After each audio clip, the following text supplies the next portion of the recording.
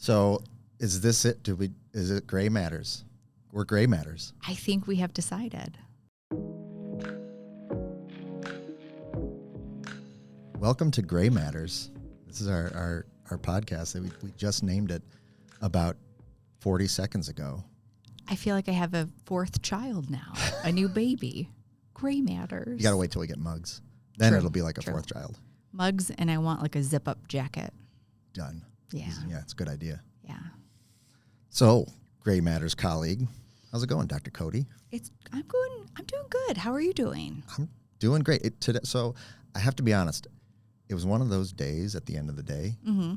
And, most of the time, I love what I do. It's great. But sometimes it just kind of feels like your soul is being pulled out of your chest a little bit. I have been there. Not today. Today was amazing for me. Good. I was super efficient. I was done by 1. Whoa. And I spent hours writing letters for appeals of meds denied by insurance. So I feel very productive today, fighting the good fight. So I should never, you make me feel bad about myself. Realize all the things that I don't do as well. No, but Thanks between a lot. between the two of us, I bring the average up. Good point. All right. No, you're wonderful. Oh, thank you. I wouldn't want to work with anybody else. Well, you have to say that because I'm right here. But I'll take it. I'll say it behind your back, too. What should we talk about? So I was thinking that it might be nice to give a little insight into how we match patients up with treatments. What are some things that come into mind when we're trying to figure out, because there's so many treatments nowadays. Absolutely. And it can be really overwhelming as a patient to try to read about it, or even as a physician, if you're not in that world all of the time, to figure out how do I tell the difference between these? When should I use these? And I thought it might be nice to kind of give a look behind the curtain at what we look at when we're trying to guide a patient through those choices. Yeah, that's a good idea. This is something that I think even in particular doctors get confused with that aren't used to using these medications all the time. Yep. Part of it's because when we train, because there's been such a rapid explosion in the medications we use for multiple sclerosis. Mm-hmm. So when we trained, there were a handful of drugs, and now there are 20. And that's not that long ago. And so over a fairly short period of time, people went from what they were learning to now this huge toolbox of stuff. And it doesn't happen a lot in other conditions. Yep. I mean, even just since 2017, the numbers that are coming out, one after the next, and the mechanisms are different than most of the early treatments, which is also complicating because now you have a new way a medicine works that you may never have used before. And that can be a little off-putting too. I can tell you, doctors get scared by medications. Yeah. We get scared off. There's, you see something and we're supposed to be the people that know this intricately in and out.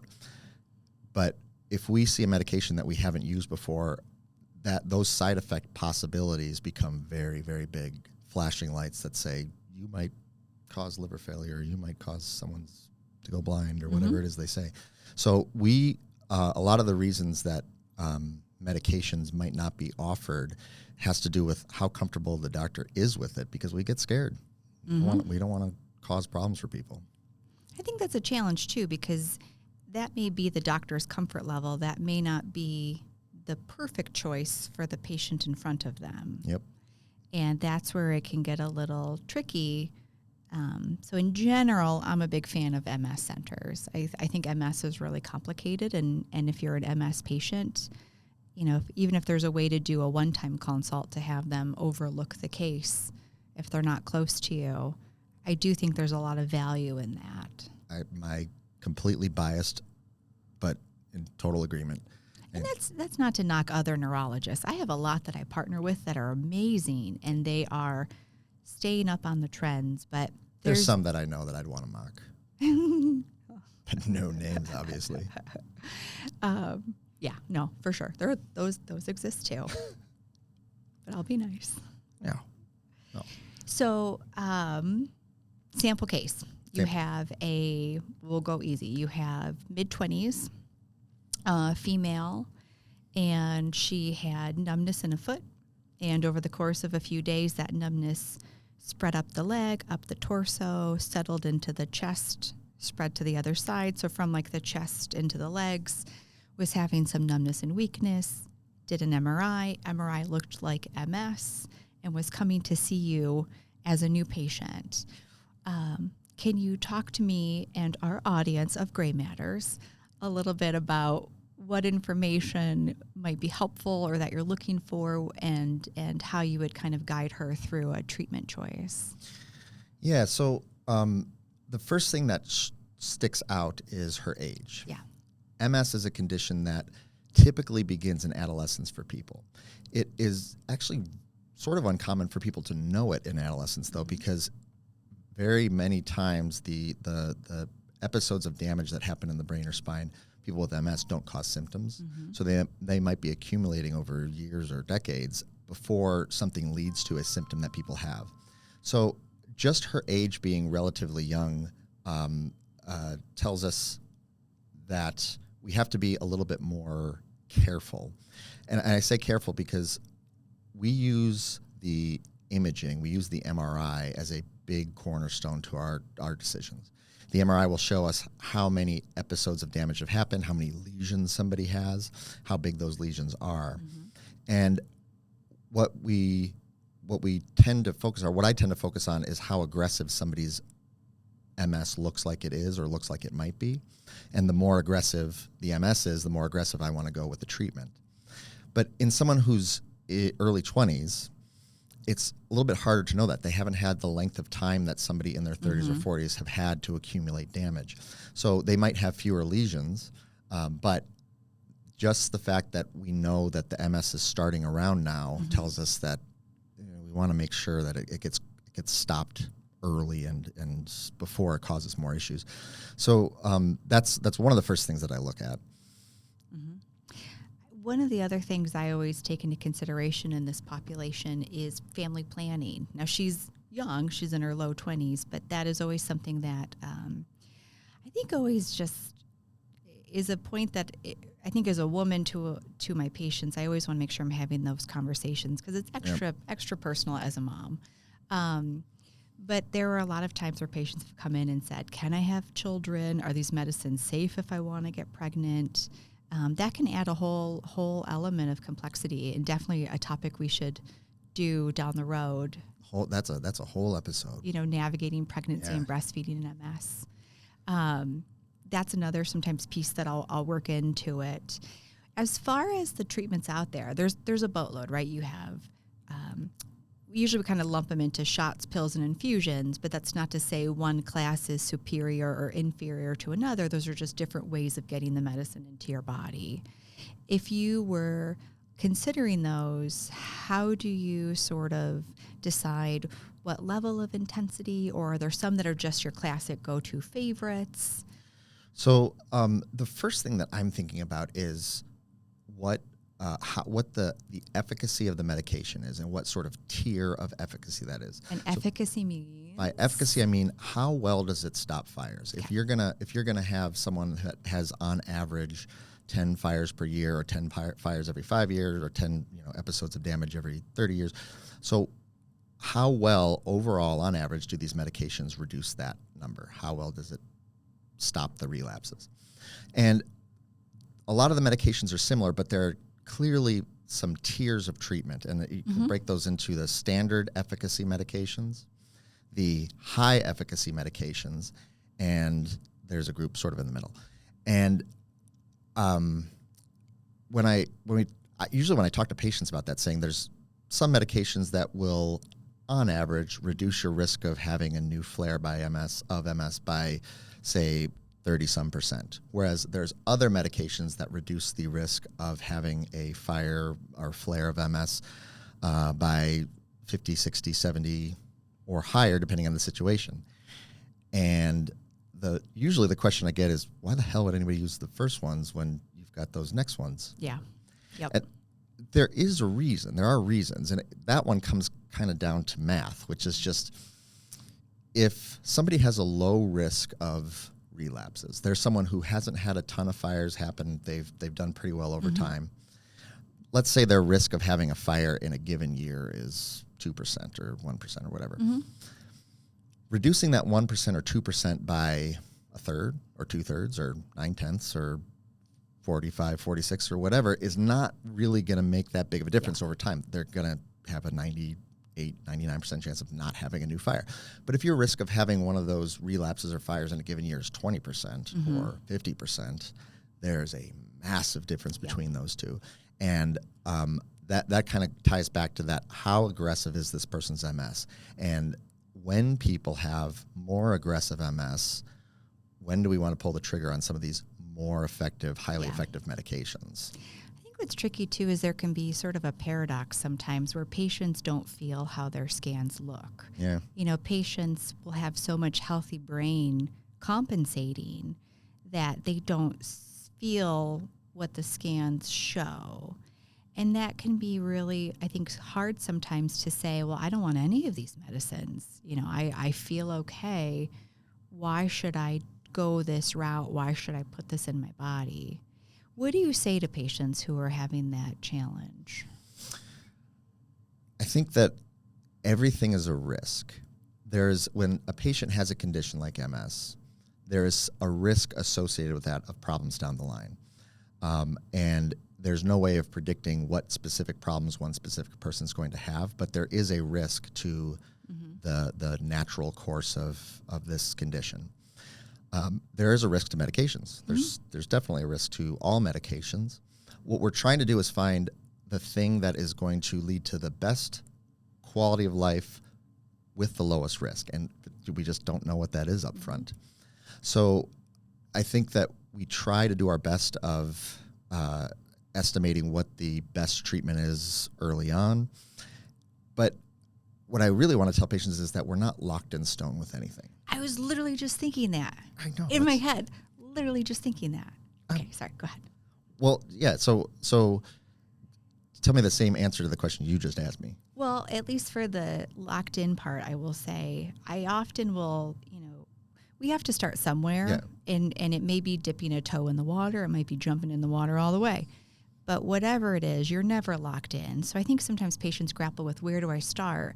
But truthfully, there is such a careful monitoring process that's put into place for all patients that we are really looking for any reasons that we might need to change. And even if it's the patient doesn't like it, maybe it's working and they don't like it. If they don't like it, that's good enough for me to go a different direction.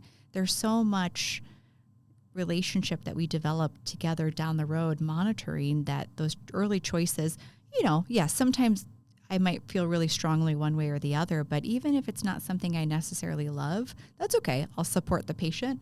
We'll be on this journey together. And if we need to pivot, we do. I kind of think of it that when we make a decision on a treatment plan for somebody, there are different reasons that decision might be made for different people. Yeah. Sometimes you're making an efficacy decision, Yep. which is to say that this person has aggressive disease and we think their risk is really high and we need to choose the best, potent, most efficacious medication that we can. Sometimes we're making a safety decision for patients. And one patient that has a scan that tells us that their disease has been aggressive but is very anxious about being on a medication that could have more risks, even if that medication is the more efficacious medication, it might not be the right choice for them at that time. Yep, agree. So in some people, we shift to say, what is the safest thing that we can do? And then sometimes it's a tolerability decision, which is to say, we don't want to make people miserable. We don't want to cause side effects. We don't want to interrupt their life. So what's going to be the easiest thing for this person to continue to take? I think one of my favorite things nowadays is there's so many treatment options out there that we really do have a lot of options if you don't like it. I mean, I have many patients who will say, I don't, it hurts my stomach, but I'm going to do it. And I'm like, don't do that. That's not good. Yeah. We'll change it. Like, you don't have to have bellyache. Yeah. We can do something different. And nowadays we really can because we have so many treatment options. Although you're absolutely right, but it's relatively new phenomenon that was the case. There was no medication at all for MS until 1993. So when I heard of the lottery system, I'm like, what are you talking about? You won beta-serin through a lottery? I don't know what that means. And they explained it to me when I was in training, and I was stunned. Yeah, it's stunned. It's amazing to think that happened, but that was. So what do you mean by that? Well, I think they just, at the time, the treatments were so new that they did not have enough for everybody. And so either you had a chance to be on this medication or you didn't. Yeah. The MS is something that we've known about for a couple hundred years. And, we've known that it has something to do with the immune system since like the 40s. Mm-hmm. But up until the early 90s, there was nothing that we could do that would adjust the long-term risk of something. We just basically said, you have multiple sclerosis. Hopefully it doesn't go too bad for you. We'll try to improve some symptoms. So my mom has MS, and when she was diagnosed, she was told, get your affairs in order. She was like 30s. I was, little. I'm not going to age myself, but I was small. And that at the time was how this information was given to her. You have MS, nothing we can do, get your affairs in order. And this wasn't that long ago. Ultimately she did get into some phase 3 clinical trials of the early drugs, which definitely I think helped her, for having access to something at the time. But yeah, it was not that long ago that care was provided in a very different fashion. Plus your mom's kind of a rock star. So cool. I fear more for the condition than I fear for her with the condition. I think she beats the MS up more than it gets her. To be honest, she regularly asks me, are you sure? And I'm like, Mom, I think I know. I think I know. Doesn't matter. She still doesn't believe she has MS, but it's okay. That's how she handles it. And we whatever it is the patient needs, we support them on their journey. That's right. Even if it's your mother. Yes. Even if I did have to fire her for not listening to me. No, I'm kidding. My mom's awesome. So we talked about surveillance, or at least patients aren't locked into treatment decisions. We can always pivot. But what are some of the things that you look for to help you decide, do you like the journey someone's on? Do you feel like you need to change the approach or at least have that conversation? The first thing for me is making sure things are completely under control. Mm-hmm. So we talk about this thing called NEDA, which is no evidence of disease activity. Mm-hmm. And that means that when we're talking to a patient, they're telling us, yeah, I'm stable. I haven't had anything new. I haven't had new problems. Nothing is getting worse. Also, their testing lines up with that. So we look at their MRIs and we see stability. We don't see new or areas of damage that have happened. And if by all of the measures we can have, the timed walks and the pig tests and all the testing and everything, by all those measures, if we are seeing that things have been stable, that's a check mark of NEDA. We've reached that effectiveness level for a patient. Mm-hmm. And then as far as tolerability, if patients aren't tolerating it, tell me kind of how you approach that with a patient. That one can get interesting because it kind of depends on the patient. Sometimes, Totally. sometimes there are people. I had a guy who I saw a month or two ago who had been on a medication. I was inheriting him from another doctor, so he had been seeing another provider who left the practice, and he was new to me. And he was on a medication, and I was asking him how it went. He said, "Oh, it's fine." I said, "Okay, well, have you had any problems with your gastrointestinal? Have you had any GI problems with this?" He's like, "Oh yeah, I throw up, most days." I'm like, what? Has it been going on since you're on the medication? He's like, "Yeah." Well, but you just said you're not having any problems. He's like, "Well, it's fine. I can tell." Like, man. I think some people just they so respect that relationship with their doctor that sometimes I feel like they don't want to rock the boat. But I promise patients, you can tell us any of your problems. Like, we got ideas. We can't know to help if we don't know we need to help. Yes. It does not bother me if you call with a symptom. I would rather know than not know. Yeah. For what that's worth. A lot of people will say, "Well, I don't want to call and bother you." Yeah, I don't want to bother you. I'm like, that's why I gave you my number. Is quite literally our job. Yes. That is what we are being paid for. So don't. Yeah, it does not bother me at all. Yeah. I love to have ideas and thoughts and opinions. So curveball, because we talked a lot about matching a patient to a treatment and monitoring treatment, but I feel like an area of kind of hot topic right now is how do you decide when to stop treatment? And, are there like pieces to the case that would influence you? Is it stopping cold turkey? Is it sort of coming down the pyramid of medications, we're still kind of sort of sorting out maybe more firm guidelines, but do you have any personal guidelines of when you start to think this? Yeah. One of the first things that people might not know is that, I know it surprises some of my patients, which is that people don't need to be on treatment forever. Yes. There is not, the treatment for MS is protective. It is, I say all the time, fire suppression. But at a certain point for everybody, the fires will basically stop. Mm-hmm. They will not be happening. We know that they tend to begin in adolescence, so teens, 20s, things like that.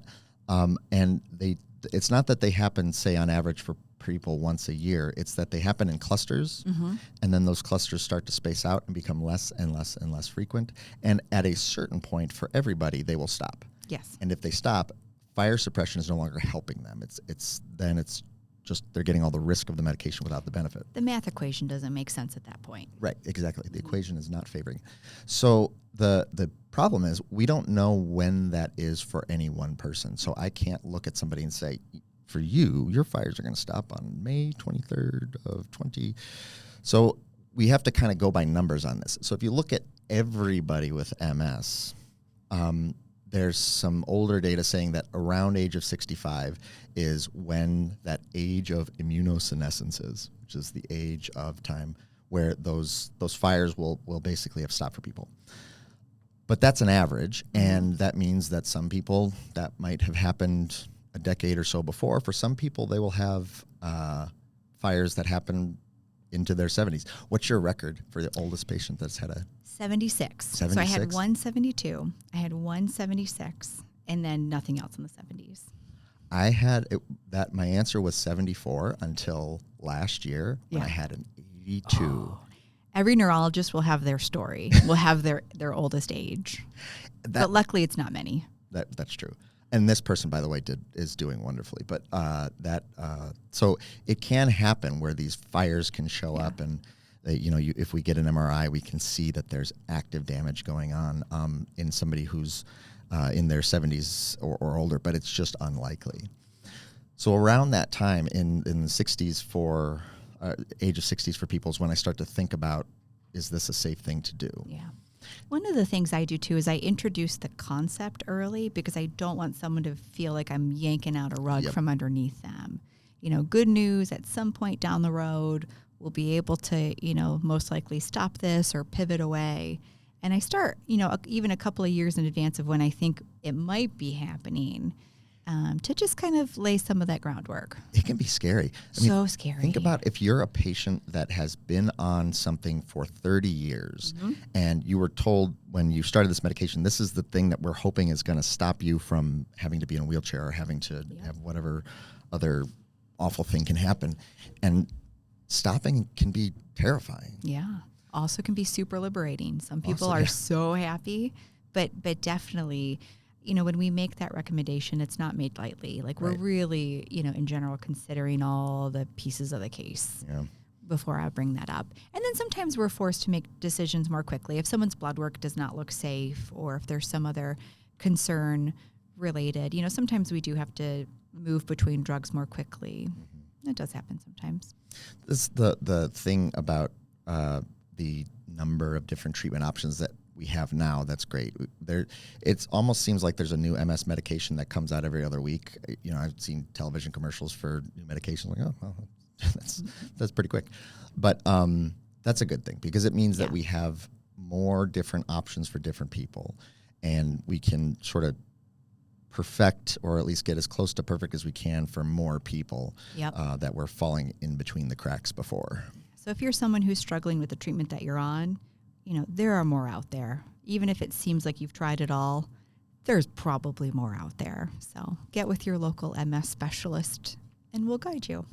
And do not accept the story that we've all heard 1,000 times, which is, my doctor gave me a bunch of pamphlets for medications and told me to choose.